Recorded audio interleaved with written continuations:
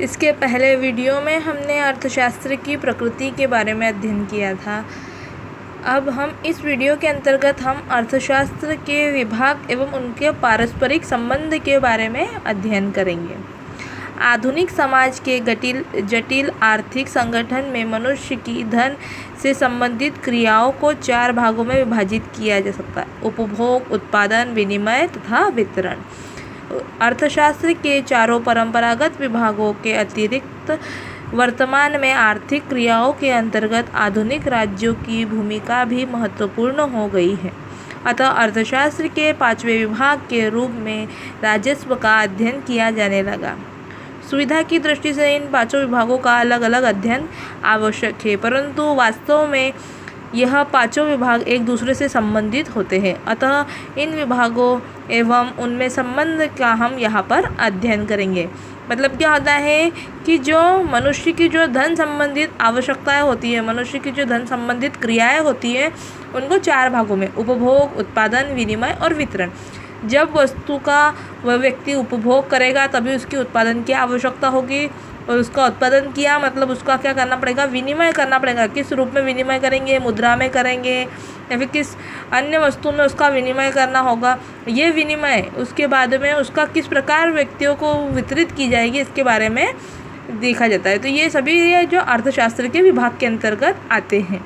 ठीक है, वैसे तो अर्थशास्त्र के हमने 5 विभाग, पहले 4 ही थे, बाद में राजस्व का भी इसका एक विभाग मान लिया गया है। ठीक, अब हम अर्थशास्त्र के विभाग के बारे में पढ़ेंगे। इसका पहला विभाग है उपभोग। सभी आर्थिक क्रियाओं का प्रारंभ बिंदु हमारी आवश्यकताएं हैं, अतः तर्कसंगत है कि आवश्यकताओं को सर्वप्रथम लिया जाए। उपभोग के अंतर्गत किसी मनुष्य द्वारा वस्तुओं एवं सेवाओं के प्रयोग से अपनी आवश्यकताओं की संतुष्टि की प्रक्रिया को शामिल किया जाता है। मनुष्य केवल उन्हीं उपयोगिता का उत्पादन करता है, अतः वह केवल उपयोगिता का ही उपभोग कर सकता है। इस प्रकार उपभोग की प्रक्रिया उत्पादन के विपरीत होती है। उपभोग में केवल आवश्यकता की संतुष्टि को प्रधानता दी जाती है, परंतु कभी कभी उपभोग व उपयोग को समान अर्थों में प्रयोग किया जाता है, परंतु यह सही नहीं है। अर्थशास्त्र में उपभोग का आशय उपयोगिता को नष्ट करने की क्रिया से लिया जाता है। उदाहरणार्थ, रोटी को खाने के पश्चात उसकी उपयोगिता नष्ट हो जाती है, अतः रोटी का उपभोग कहलाएगा। मतलब क्या है, उपभोग मतलब जिसको हम ग्रहण करते हैं, जिसका हम उपयोग करते हैं, वह क्या कहलाता है, उपभोग कहलाता है। जिसे जो भी हमारी आवश्यकताएं होती है वह किसके द्वारा पूर्ण होती है, उपभोग के द्वारा पूर्ण होती है। जब भी हमारी कोई आवश्यकताओं की पूर्ति करनी होती है तो हम उसका क्या करते हैं, उपयोग करते हैं, उसका उपभोग करते हैं, तभी हमारी आवश्यकताएं क्या होती है, पूर्ण होती है। जैसे यहाँ पर एक अच्छा सा उदाहरण दिया गया है कि जो रोटी है उसको खाने के पश्चात ही उसकी उपयोगिता क्या हो जाती है, नष्ट हो जाती है। मतलब रोटी के द्वारा हम रोटी का क्या कर रहे हैं, उपभोग कर रहे हैं, और रोटी का उपभोग करने के बाद हमारी आवश्यकता क्या हो जाती है, समाप्त हो जाती है। मतलब हमें जो भूख लगी होती है वो क्या हो जाती है, हमारी समाप्त हो जाती है, हमारी भूख मिट जाती है। तो इस प्रकार हमने उसका क्या किया, रोटी का उपभोग किया, और वह मतलब हमारी क्या हो गई, आवश्यकता की पूर्ति हो गई। ठीक, उपभोग के अंतर्गत आवश्यकताओं की विशेषता एवं वर्गीकरण, उपयोगिता ह्रास नियम, सम सीमांत उपयोगिता, परिवार व्यय का एंजेल का नियम, मांग का नियम, उपभोक्ता की बचत आदि का अध्ययन करते हैं। अब इसका दूसरा पॉइंट है उत्पादन। मनुष्य न तो किसी पदार्थ को बना सकता है, न ही उसे नष्ट कर सकता है। हाँ, यह उपयोगिता सृजित कर सकता है। दूसरे शब्दों में वह प्रकृति द्वारा प्रदत्त पदार्थों एवं वस्तुओं के रूप में परिवर्तन द्वारा, समायोजन द्वारा तथा व्यवस्थित करके मनुष्य की संतुष्टि के लिए और अधिक उपयोगी बना सकता है। उदाहरणार्थ, एक दर्जी जब कपड़ा या से कमीज बनाता है तो कपड़े के रूप में परिवर्तन करके और उसे अधिक उपयोगी बना देता है। इस प्रकार उत्पादन में उपयोगिता का सृजन होता है। उत्पादन के अंतर्गत हम उत्पादन के साधन जैसे भूमि, श्रम, पूंजी, संगठन, उत्पादन की विभिन्न शाखाओं जैसे कृषि विनिर्माण व खनन, उत्पत्ति के नियम जैसे उत्पत्ति वृद्धि समता तथा रॉस नियम, औद्योगिक संगठन, श्रम विभाजन, उद्योगों का स्थानीयकरण आदि का अध्ययन करते हैं। मतलब उत्पादन मतलब हमें जिस वस्तु की आवश्यकता होती है उसी वस्तु का क्या करते हैं, हम उत्पादन करते हैं। ऐसी कोई वस्तु नहीं होती है कि जिसकी हमें आवश्यकता नहीं होती है और हम उसका क्या करते हैं, उत्पादन करते हैं। जिस वस्तु की मनुष्य को आवश्यकता होती है मनुष्य उसी वस्तु का क्या करता है, उत्पादन करता है, उसी वस्तु का प्रोडक्शन करता है। जब उस वस्तु का प्रोडक्शन करना होता है तो वह स्वयं ही क्या करता है, किसी पदार्थ का निर्माण नहीं करता है, वो क्या करता है, कच्चे माल से पक्के माल में तैयार करता है। मतलब उसको जो है लूज मटेरियल मिलता है, उस लूज मटेरियल से वो क्या करता है, उपयोगी वस्तु उत्पादन करता है वस्तु का, अच्छी वस्तु का, जिसका क्या कर सके, उपभोग किया जा सके। जैसे कि यहाँ पर बताया है कि जो दर्जी है वो क्या करता है, कपड़े से कमीज़ बनाता है। मतलब कपड़े से क्या बनाता है, वो कमीज़ बनाता है। तो कमीज़ बनाने के लिए क्या करता है, वो कपड़े का उपयोग करता है, ना कि कपास का उपयोग करता है। तो इससे क्या होता है कि उसने उपयोग किस चीज़ का किया है, कपड़े का, और कपड़े के रूप में परिवर्तन करके उसको क्या बनाया है, उपयोग की वस्तु बनाया है। इसलिए जो मनुष्य है वह किसी भी पदार्थ का उत्पादन नहीं करता है और न ही उसे नष्ट कर सकता है। ठीक है। अगला पॉइंट है विनिमय। वर्तमान आर्थिक संगठन में कोई भी व्यक्ति अपने उपभोग की सभी वस्तुओं का उत्पादन नहीं कर सकता है। वह अपनी आवश्यकताओं की संतुष्टि के लिए दूसरे पर निर्भर होता है। जो वस्तु या सेवा वह उत्पादित करता है उसके बदले में अपनी आवश्यकता की दूसरी वस्तुओं एवं अन्य व्यक्तियों से प्राप्त करता है। इस प्रकार कम उपयोगी वस्तु से अधिक उपयोगी वस्तु में अदला बदली को विनिमय कहते हैं। यह अदला बदली विनिमय स्वतंत्रतापूर्वक, ऐच्छिक तथा वैधानिक होनी चाहिए। विनिमय वर्तमान आर्थिक प्रणाली का महत्वपूर्ण भाग है। विनिमय में मूल समस्या मूल्य निर्धारण की होती है।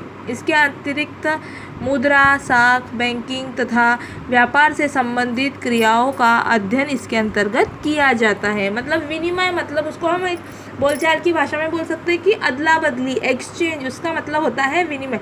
मतलब जो वस्तु का उत्पादन किया गया है उसको किस आधार पर हम क्या करेंगे, उसको बदलेंगे या उसको किस आधार पर उसका अदला बदली की जाएगी, तो वो सब कैसी होती है, स्वतंत्रतापूर्वक की जानी चाहिए। साथ ही वो अपनी इच्छुक होना चाहिए कि हमें करना है या नहीं करना है, और साथ ही उसको करने के लिए जो तरीका होता है वो कैसा होना चाहिए, वैधानिक होना चाहिए। किसी भी प्रकार का कोई जो है अवैधानिक तरीका उसके लिए इस्तेमाल नहीं करना चाहिए। तो ये सभी जो है विनिमय मतलब जो वस्तु का हम उपभोग की वस्तु उत्पादित कर रहे हैं उसका विनिमय किस प्रकार होना चाहिए वह इसके अंतर्गत बताया गया है। तो ये कैसी होनी चाहिए कि ये सभी जो विनिमय किया जा रहा है वो किसके आधार पर होता है, हमारी आवश्यकताओं के आधार पर आवश्यकताओं की संतुष्टि के आधार पर निर्भर करता है कि हमें उस चीज़ की आवश्यकता है। तो इसके लिए हमें क्या करना है, उसका विनिमय करना है, उसे खरीदना है या उसे बेचना है, जो भी हो हमारी आवश्यकताओं के ऊपर ही निर्भर करता है। ठीक। और इसके अंतर्गत सबसे बड़ी समस्या क्या आती है वस्तु विनिमय के अंतर्गत कि वह किस प्रकार किया जाएगा, क्या वह जो उसका विनिमय है उसका मूल्य क्या होगा और उसको मूल्य का निर्धारण कैसे होगा। मतलब उसका जो है मुद्रा के रूप में होगा, साख के रूप में होगा, बैंकिंग के रूप में होगा, या फिर व्यापार से संबंधित कोई भी जो लेन देन होते हैं उस रूप में होगा। तो इस प्रकार से उसका अध्ययन भी इसके अंतर्गत किया जाता है। ठीक। अगला है वितरण। उत्पादन के विभिन्न साधन संयुक्त रूप से मिलकर धन या आय का उत्पादन करते हैं। इन साधनों के मध्य इस धन का बंटवारा किस प्रकार हो, यह वितरण की समस्या होती है। वितरण के अंतर्गत भूमि को लगान, श्रम को मजदूरी, पूंजी पर ब्याज, संगठन को वेतन एवं साहसी को अंत में लाभ प्राप्ति के निर्धारण का अध्ययन किया जाता है। किसी भी देश में उत्पादन के उचित वितरण की समस्या प्रमुख होती है। देश में आय का उचित वितरण होने पर आर्थिक विकास तेजी से होता है। असमान वितरण की दशा में अनेक प्रकार की समस्याओं का सामना करना पड़ता है। मतलब क्या होता है कि वितरण मतलब बांटना, किसी भी चीज़ को क्या करना, बांटना, वो क्या कहलाता है, वितरण।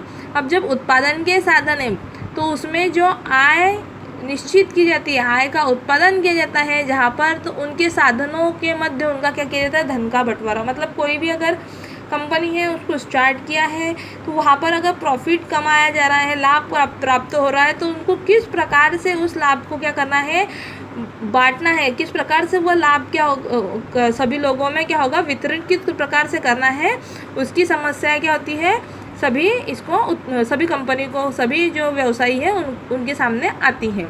तो ये क्या हो जाती है, एक प्रकार की समस्या हो जाती है कि किस प्रकार का वितरण जो है, धन किस प्रकार से वितरित किया जाए, किस प्रकार से उनके धन का बंटवारा हो। तो जैसे अगर कोई भूमि हो तो भूमि को किस रूप में धन बांटा जाता है, लगान के रूप में। अगर कोई श्रम दे रहा है तो उसको मजदूरी के रूप में पैसा मिलता है। कोई पूंजी लगा रहा है तो पूंजी पर उसे क्या मिलता है, ब्याज मिलता है। कोई संगठन है तो उनको क्या मिल रहा है, वेतन दे रहा है। और साहसी जो जोखिम लगाता है उसको अंत में क्या मिलता है, लाभ प्राप्ति। इन सबको वेतन देने के बाद में उसको अंत में वो लाभ जो प्राप्त होता है वह उस साहसी का जोखिम उठाने वाले का होता है। इस प्रकार धन का क्या किया जाता है, वितरण किया जाता है। ठीक है, अब इसका आखिरी पॉइंट है राजस्व। प्राचीन समय में राज्य के कार्य बहुत सीमित थे। वह आंतरिक शांति एवं बाह्य सुरक्षा बनाए रखने के लिए के अतिरिक्त केवल कुछ कर लगाने का ही कार्य करता था। वर्तमान में सरकार जीवन के प्रत्येक क्षेत्र में कार्य करती है। वह उपयुक्त कार्यों के अतिरिक्त कृषि, उद्योग, परिवहन, शिक्षा, स्वास्थ्य, मनोरंजन आदि से संबंधित अनेक कार्य करती है। इसलिए अब इसे कल्याणकारी राज्य की संज्ञा दी जाती है।